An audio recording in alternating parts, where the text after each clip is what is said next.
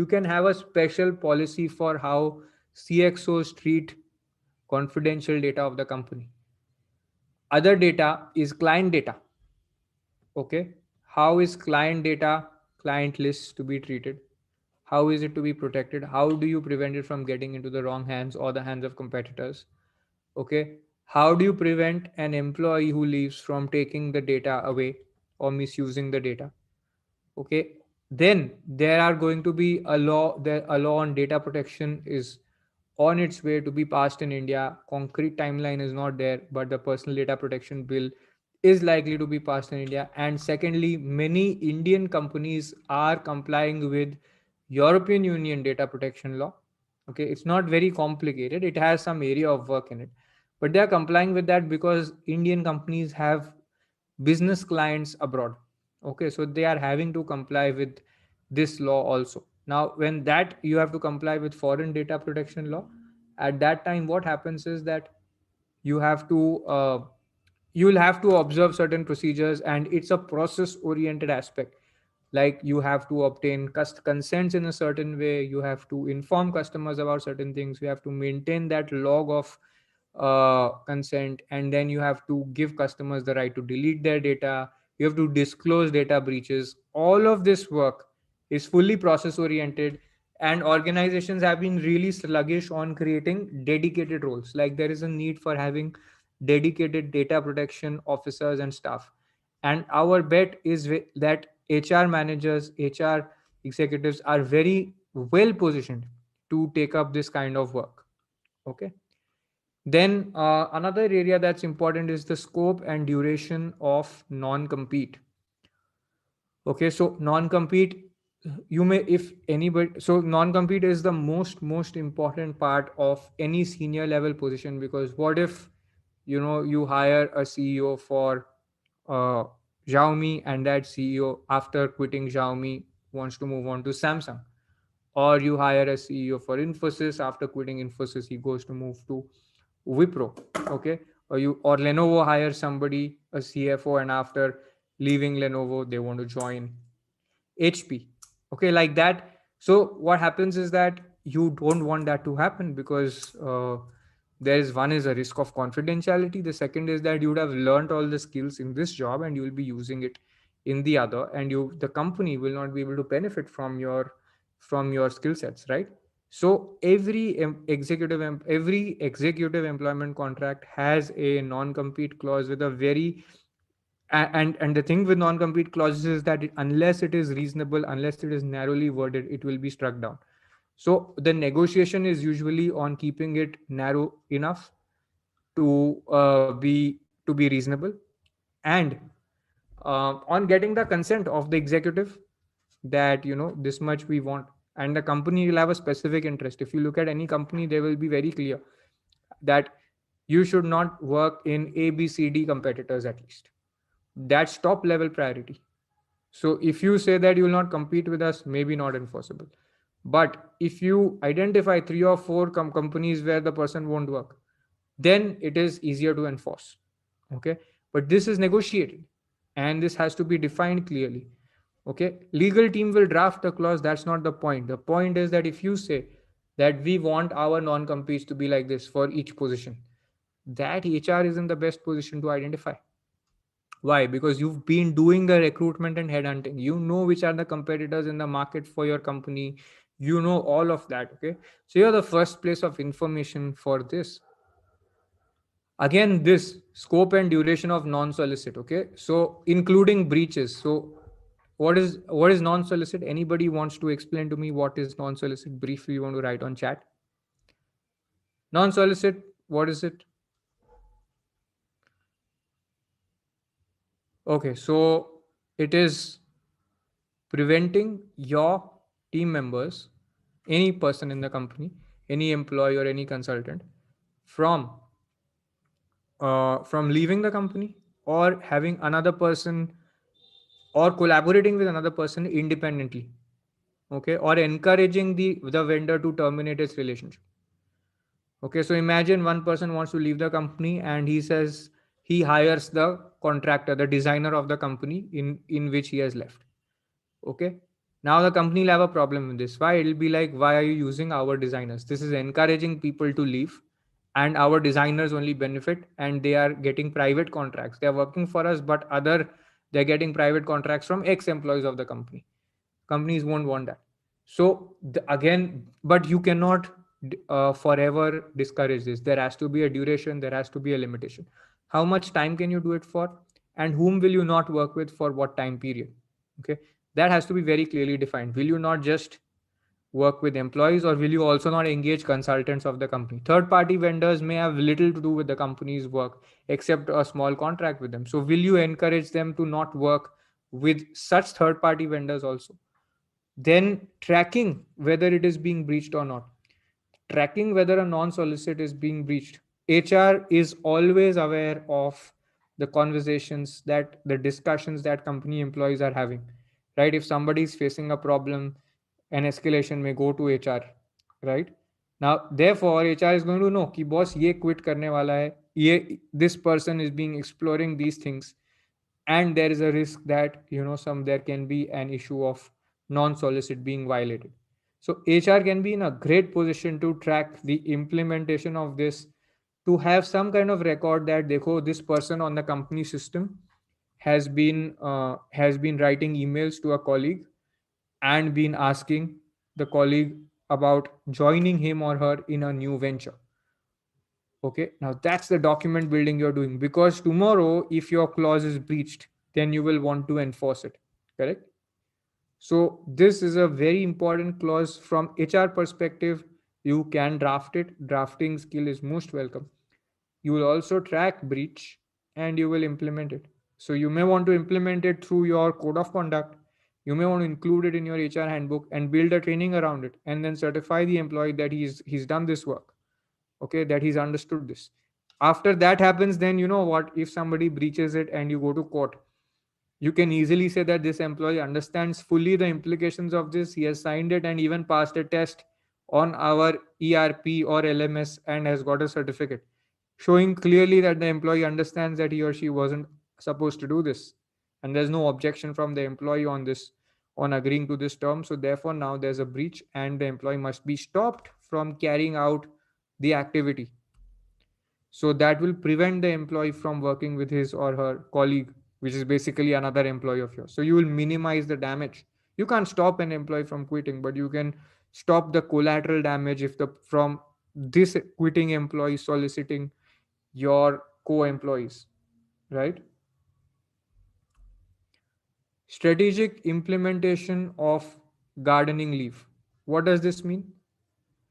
So we said there is a confidentiality provision. Okay. Now, what do you do if there is a confidentiality provision, but you found out that some director or some senior level person is not doing well, and you need that person to leave the company. Okay. If that person, and you have a 1 month clause, notice clause, you give them a 1 month notice. But obviously, no one will prefer to be jobless. So the moment that person gets a notice, they will apply for jobs elsewhere. Correct? If they apply for jobs elsewhere, what's going to happen? What's going to happen if they apply for jobs elsewhere? There's a huge likelihood that some or the other part of confidentiality will be breached. Accidentally also it can be breached, and you may not be able to track it. And you want to minimize this risk. At least one thing will be there, that even that person's mind will be germinating with all the ideas, product plans, and the next 3 to 6 months ka growth plan of the company. And you don't want ki this should go out. Okay. So what will you do? That now there, what you do, it's called gardening leave. Like you sent your executive to on a leave and he's just doing gardening. It's like that. Basically the point is the person is on your payrolls. If the person is on your payrolls, you're going to have a higher loyalty. He or she cannot apply for jobs elsewhere, and you slowly put that person out of important projects and restrict the person to regular roles, so that in another 3 to 6 months when the person quits, okay, at that time there will be no secret information which could be very damaging for the company in that person's possession. Regular confidentiality will apply, but uske paas utne secrets nahi hai, so if he wants to do harm, that person will not be able to harm much. Okay, and obviously you will enforce if he or she leaks out information. So this is another one. Okay, did you follow strategic implementation of gardening leave? Say yes if you followed, say no if you didn't. Okay, clawbacks and recoupment policies. So, did you see how we implemented the clawback? Which one you want me to explain him in? Gardening leave is this, that if you think that an employee is not doing well, uh, you want a senior employee to leave the company. If you immediately do that, that person will have access to a lot of confidential plans and data and may share it with competitors even accidentally. Or even if he or she doesn't share it, there's like a lot of things you want to try out, and he may use that knowledge in projects, okay, while working with a competitor or another company. So you don't want that to happen. So you will slowly phase the person out. You will not terminate their employment. For 3 to 6 months, you will phase them out of important projects so that the company, your company, gets to try out whatever you wanted to. And this executive will not be aware of all the findings at all, but will keep getting salary. So he doesn't lose his job. He can't apply elsewhere to work unless he decides to quit. He or she won't apply elsewhere for work. And the value of the confidential information fizzles out over time. Followed? Next is clawbacks and recoupment policies. What is a clawback? I've discussed this, right? The example of the sales being inflated. Okay, now how do you enforce this? There is uh, Companies Act, Indian Company Law, RBI, all of them are saying that clawing back compensation is allowed. Okay. Now the question is, what about, so how do you enforce it? You will need to have a policy in the company. You will need to have a term in the contract for this, and then when you actually invoke this, you will have to do some letter drafting and all of that. Okay, and if there's a dispute, you will need to go to court, or you will need to do an arbitration. So all of this becomes important.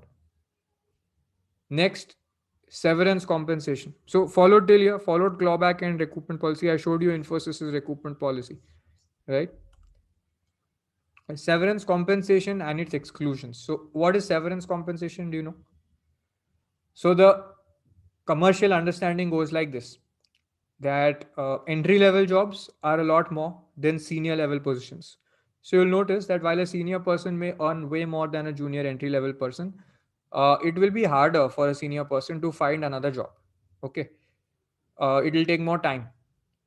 So what happens is that if a contract of a senior person is terminated, he or she will say that, okay, give me compensation for loss of office, for loss of my job. Please give me compensation, and this gets contractually negotiated. Okay, and you can say that, bhai, he's not on a job, why should he get any compensation, which is totally fine if you can negotiate it and do it.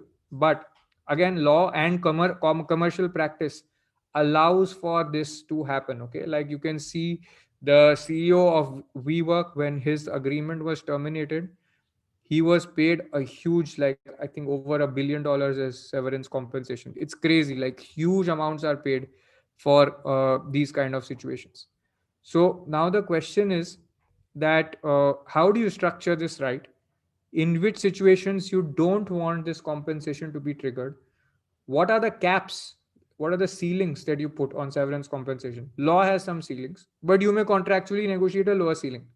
Sometimes if the person who on the other side is being very aggressive, you will say that, boss, this is the cap under law, I can't pay you more even if I wanted to, right?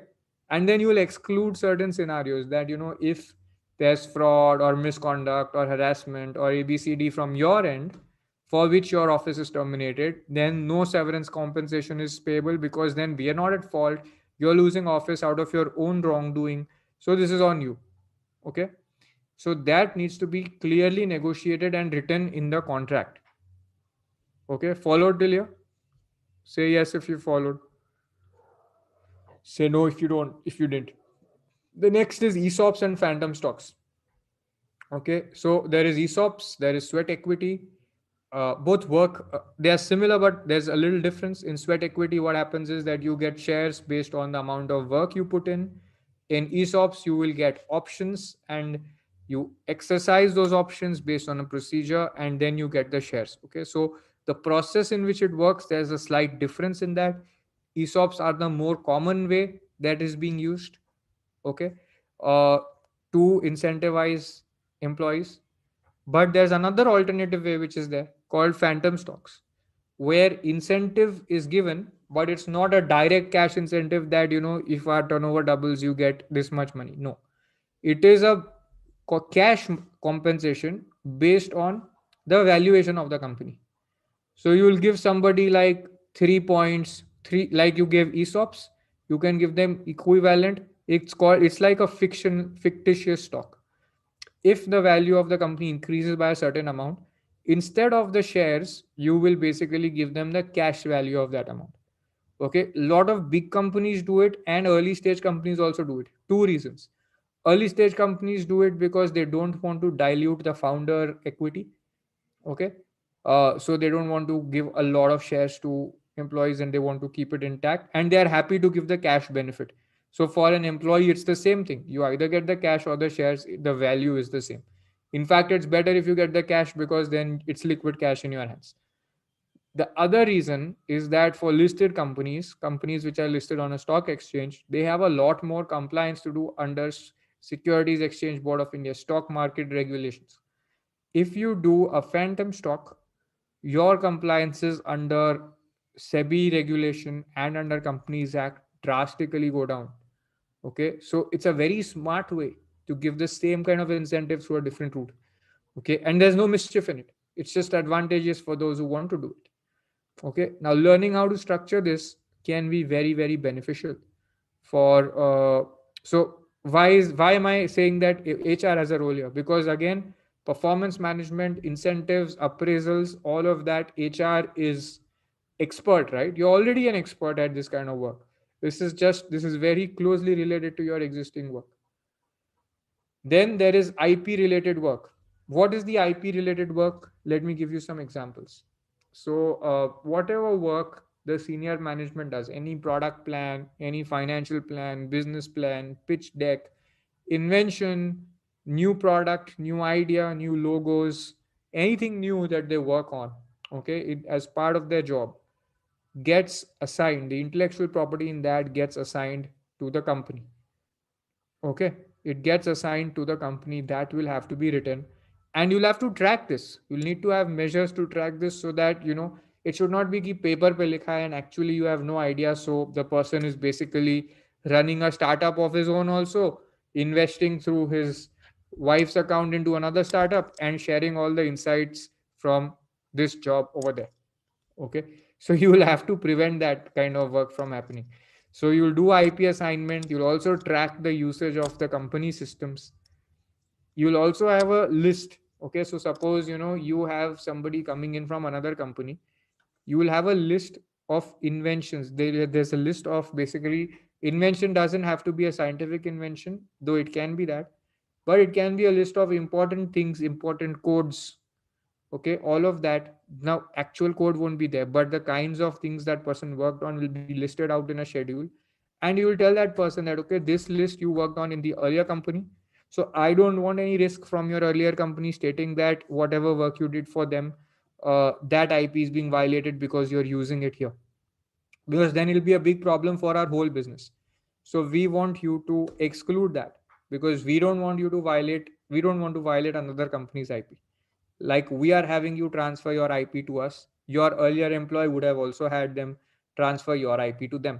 So this list basically creates the watershed, that you did all this work with the earlier employer. Now you clearly tell us that you're not going to use all this with us. Okay, this prevents the risk of such liability from arising.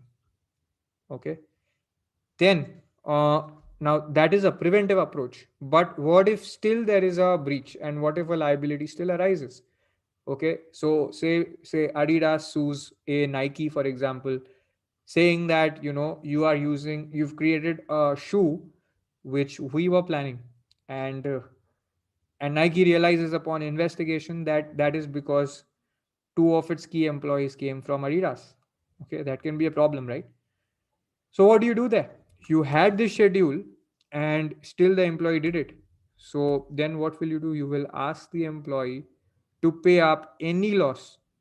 So if Nike loses the case against Adidas, this key employee who was hired from Adidas should personally pay up the loss if it's arising from their disclosure of Adidas's IP. Correct? So that indemnity will be there. Now this is there in contracts of many companies. But once you put it in, how do you enforce it? So again, there are two ways of enforcing. One is the letter aspect will happen. You will issue letters to the other side. The second is if the other side disputes it. It's very likely that there'll be a dispute because the other side will say, we are not responsible. Nobody wants to accept responsibility so easily. So then you will go to litigation or arbitration. Arbitration is a alternate or a private form of dispute resolution. Okay, so I'll explain to you about arbitration also. But you may need to have an arbitration with such an employee. The 10th category is working in connection with CXO related misconduct or harassment. So you've done all this work for regular employees. How do you apply it with CXOs? A lot of your mechanisms may fail because your the members of your disciplinary committee or your ICC or any committee that you have may be people who are junior to the CXO, which is where this part becomes very difficult to enforce. Okay, so to be able to enforce this, you have to create alternative mechanisms. It doesn't get enforced through the regular company grievance redressal mechanism. Even things like corruption, so you add CXO misconduct, corruption, harassment, etc., sexual harassment. Then dispute resolution with CXO. So a lot of these earlier aspects, if there's a fight, if there's a dispute, very few people will own it up. So it's likely to get dragged into a final court or arbitration scenario, which is something you'll have to learn that okay, we if there's going to be a dispute, the first thing in your position you need as an HR manager acting for a company is documentation. You need the document trail, you need the body of all the evidence. Okay, so that if you give it to a lawyer, they can make a good case out of it. So you need that documentation, the data, the letters saying that you raised the claim in time, you properly explained what the problem was. So this will be a very frequent category which you don't see with regular employees. In CXOs and in IT, you will see this happening a lot. Okay. Now, which kind of clients can you serve if you learn all this work? You can serve early stage startups. The early stage employees they hire will have very similar concerns that you have to deal with CXOs. Startups which are funded by venture capitalists and private equity investors will also have this kind of concern. Large Indian companies and listed companies will have this concern for CXO level stuff. Okay, these are the three entities you have: early stage startups, late stage startups, large Indian and listed companies.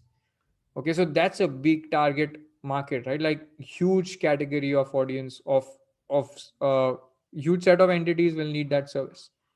Now, what actions can you take? Think about this. You've got all this learning today. What actions can you take to implement these learnings in your organization?